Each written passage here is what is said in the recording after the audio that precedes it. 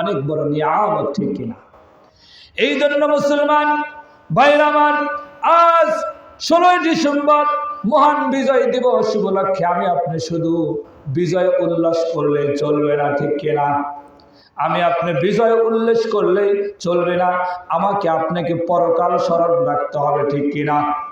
কারণ একদিকে এই বিজয় পাওয়ার পর বিজয় দিবস আমি আপনি স্বাধীন দেশ পেয়েছি, এই জন্য আমার আপনার জন্য 1 নম্বর করণীয় হলো সর্বপ্রথম আল্লাহ রব্বুল আলামিনের কৃতজ্ঞতা আদায় করা, ঠিক কিনা? সেই হিসেবে 2 নম্বর হলো যেই সকল মুক্তিযোদ্ধাদের কারণে, যেই সকল শহীদদের কারণে আমরা স্বাধীন দেশ পেয়েছি, তাদেরকেও কৃতজ্ঞতা প্রকাশ করতে হবে। কিভাবে? ঈসা আলাইহিস সালামের মাধ্যমে, ঠিক কিনা? ঈসা আলাইহিস সালামের মাধ্যমে তাদের কি করতে হবে? স্মৃতিচারণ করতে হবে। যেই দেশের 90% মানুষ মুসলমান, যেই দেশের মুক্তিযোদ্ধারা ছিল 95% মুসলমান, সেই দেশের নিয়ম কানুন, সেই দেশের রীতিনীতি সব কিছু হবে রাসূলের সুন্নাত অনুযায়ী, ঠিক কিনা? কিন্তু দুঃখের সাথে বলতে হয়, আজ মহান স্বাধীনতা দিবস উপলক্ষে 16ই ডিসেম্বর উপলক্ষে যেই সকল বেহায়াপনা, যেই সকল না জায়েজ কৃতকর্ম, যেটা ইসলাম কখনো গ্রহণ করে না, এমন হয়েছে মুক্তিযোদ্ধাদের স্মৃতিচারণে যা কিছু করা হয়েছে যেটা ইসলাম কখনো কখনো গ্রহণ করে না, বরঞ্চ মুক্তিযোদ্ধাদের স্মৃতিচারণের পরিবর্তে তাদের রূহের প্রতি অপমাননা করা ছাড়া আর কিছুই হয় নাই, ঠিক কিনা? মুসলমান ভাইরা আমার, এমন এই বিজয় দিবসে হয়েছে, সকালবেলায় দেখা গেছে যে লাল সবুজ শাড়ি পরে বেহায়াপনা হয়ে দেখা গেছে যে পার্কে পার্কে হাজার হাজার নারী আসে না, নাই, ঠিক কিনা? শুধু পার্কেই নয়, গ্রামগঞ্জেও এটা হয়েছে, যেটা ইসলাম কখনো সমর্থন করে না, যার কারণে ওই শহীদদের স্মৃতিচারণ করা হয় নাই, বরং তাদের রূহের প্রতি আমার আপনার জন্য রূহের প্রতি, তাদের প্রতি আমাদের জন্য অবমাননা করা হয়েছে, ঠিক কিনা? মুসলমানের দেশ, মুসলমান তো করবে সেটাই, যার কারণে শহীদদের কারণে আমরা আল্লাহর রহমত পেয়েছি, তাদের প্রতি তসবিহ পড়তে হবে, দরুদ পড়তে হবে, কোরআন খতম করে তাদের রূহের মাগফিরাতে ইসালায় সওয়াব করতে হবে, ঠিক কিনা? ও মুসলমান ভাইরা আমার, লক্ষ্য করে শুনবেন, আল্লাহ রাব্বুল আলামিন আমাকে আপনাকে স্বাধীনতা দিয়েছেন, বিজয় দিবস দিয়েছেন, এই উল্লাস করলেই চলবে না, আমাকে আপনাকে ওই পরকাল স্মরণ রাখতে হবে, ঠিক কিনা? আল্লাহ সুবহানাহু ওয়া তাআলা রাসূল করিম সাল্লাল্লাহু আলাইহি ওয়াসাল্লামকে যখন মক্কা বিজয় দান করলেন, মক্কা বিজয় দিলেন, দান করার সঙ্গে সঙ্গে আল্লাহ রাব্বুল আলামিন তার হাবিবকে বিজয়ের করণীয় সম্পর্কেও তিনি বলে দিয়েছেন। বলেন সুবহানাল্লাহ। আল্লাহ রাব্বুল আলামিন ঘোষণা করে দিলেন, ইযা জাআ নাসরুল্লাহি ওয়াল ফাত وَرَأَيْتَ النَّاسَ يَدْخُلُونَ فِي دِينِ اللَّهِ أَفْوَاجًا فَسَبِّحْ بِحَمْدِ رَبِّكَ وَاسْتَغْفِرْ إِنَّهُ كَانَ تَوَّابًا। আল্লাহ রাব্বুল আলামিন তার হাবিবকে ডাক দিয়ে বললেন, ও আমার হাবিব, যখন আমার পক্ষ থেকে আপনার নিকট যখন সাহায্য যাবে, আপনি যখন বিজয় অর্জন করবেন, আপনি দেখবেন অরাইতান নাসা ইয়াদখুলুনা ফি দীনিল্লাহি আফওয়াজা, আপনি তখন দেখবেন মানুষেরা দলে দলে দলে দলে ইসলামের মধ্যে প্রবেশ করেছে। বলেন সুবহানাল্লাহ। আপনি তখন কি করবেন? আল্লাহ রাব্বুল আলামিন বলে দিলেন, ফাসাব্বিহ বিহামদি রাব্বিকা ওয়াস্তাগফির ইন্নাহু কানা তাওয়াবা। আপনি তখন কি করবেন? আপনি তখন আপনার রবের পবিত্রতা বর্ণনা করবেন, আর আপনার রবের কাছে আপনি ক্ষমা প্রার্থনা করবেন। অবশ্যই আপনার রব আপনার দোয়াকে ক্ষমা আপনাকে করে দেবে। বলেন সুবহানাল্লাহ। ও মুসলমান ভাইরা আমার, আল্লাহ রাসূল যখন মক্কা বিজয়ের পরে আল্লাহ রাব্বুল আলামিন যখন বিজয় দিলেন, আল্লাহর রাসূল প্রথমে আল্লাহ রাব্বুল আলামিনের পবিত্রতা বর্ণনা করেছেন, তাসবিহ পড়েছেন, ঠিক কিনা? আর আজ আমরা বিজয় দিবস পেয়েছি, 16 ডিসেম্বর মাস আসলে আমাদের তাসবিহর কোনো খবর থাকে না, দরুদের কোনো খবর থাকে না, কোরআনের কোনো খবর থাকে না। ফুলের তোড়া নিয়ে বেহায়াপনা হয়ে আমরা বিভিন্ন জায়গায় গিয়ে দিয়ে থেকে, ঠিক কিনা?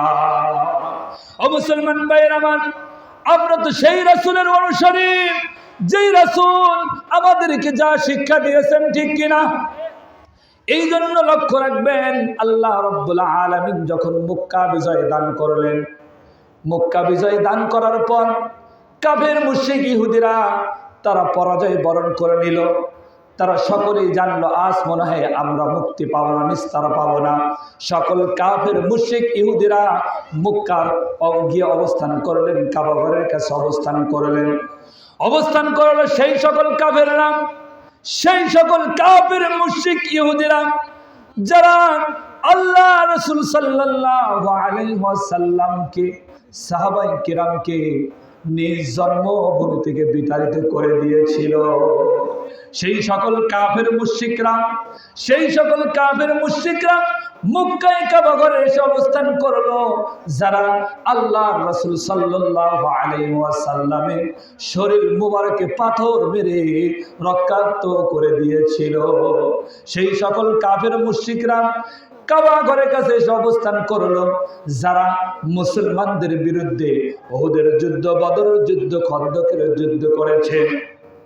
সেই সকল কাফের মুশরিকরা মক্কায় এসে অবস্থান করলো, কাবা ঘরের কাছে এসে অবস্থান করলো, যারা আল্লাহ রাসূল সাল্লাল্লাহু আলাইহি ওয়াসাল্লামের জন্য পথের মধ্যে কাটা পুঁতে দিত।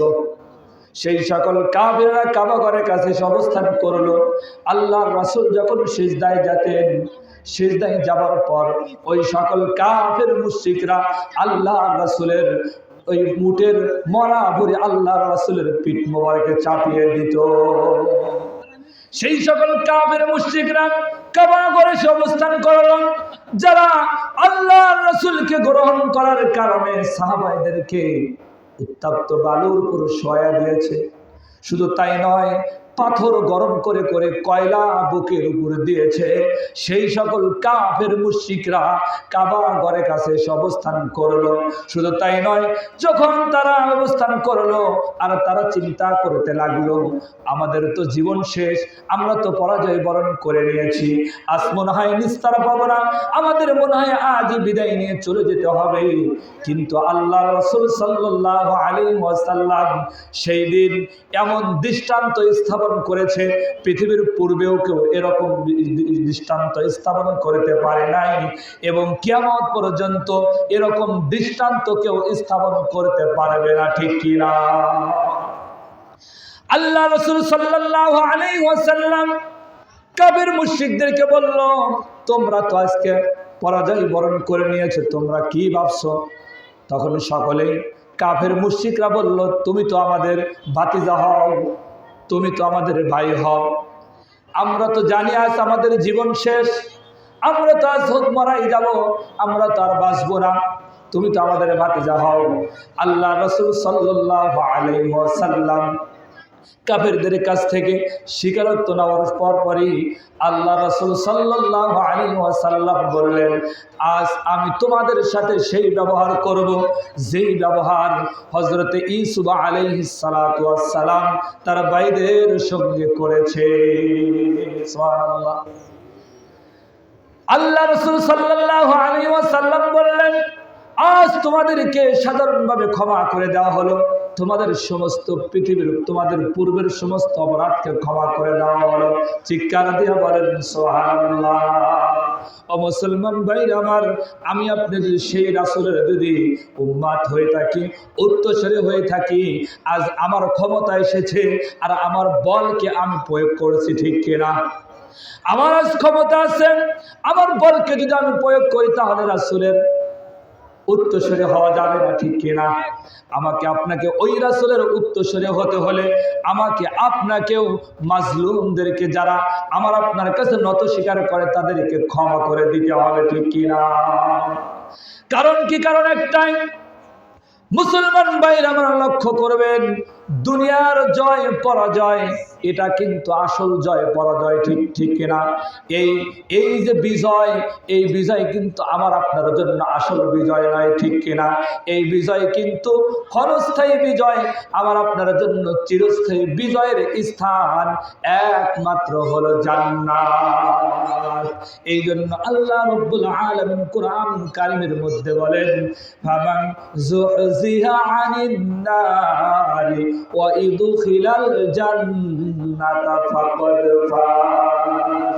আল্লাহ রাব্বুল আলামিন বলেন, তোমরা যারা কাল কিয়ামতের ময়দানে যারা জাহান্নামের আগুন থেকে মুক্তি পেয়ে যাবে, জাহান্নামের আগুন থেকে যারা তোমরা বেঁচে যাবে, তাহলে তোমরাই হবে সবচাইতে আসল বিজয়ী, ঠিক কিনা?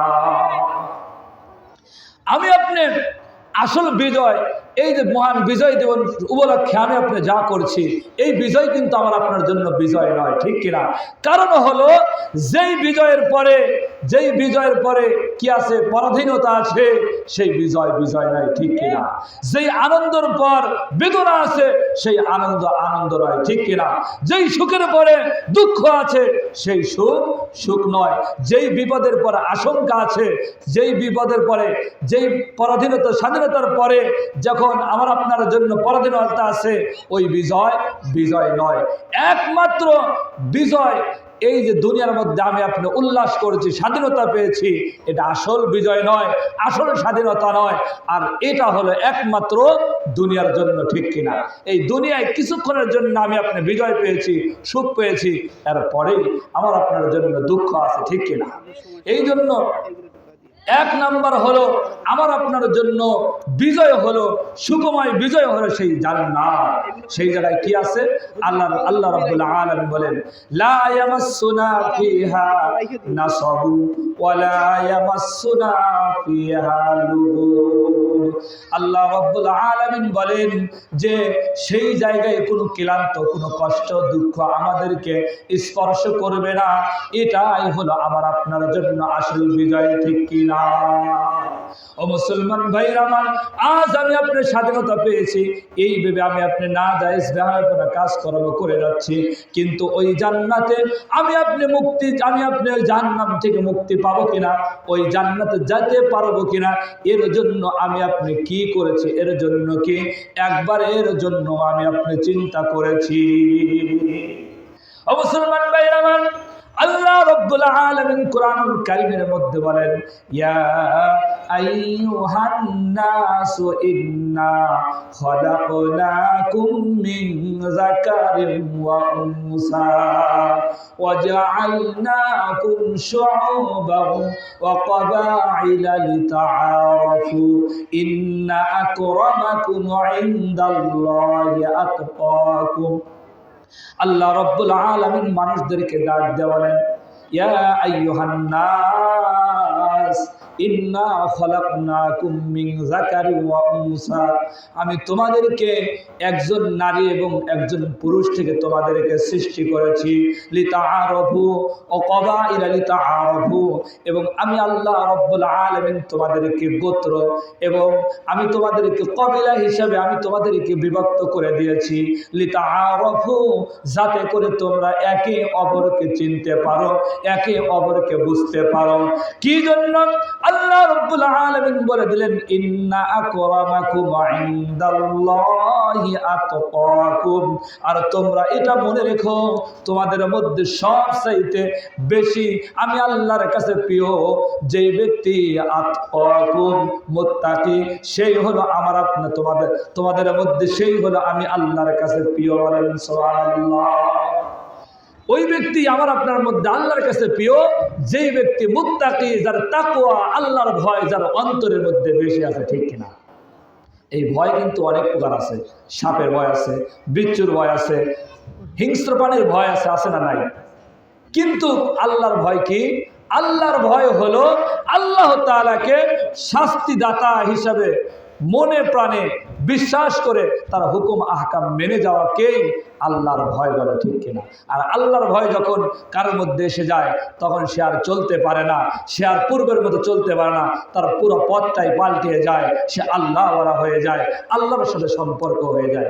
এই জন্য মুসলমান ভাইরা আমার, সময় যেহেতু আমার শেষ, আমি আর কথা বলতে পারছি না। তার পূর্বেই কিছু সংখ্যক আল্লাহর বান্দারা, ঠিক আছে, আচ্ছা ঠিক আছে।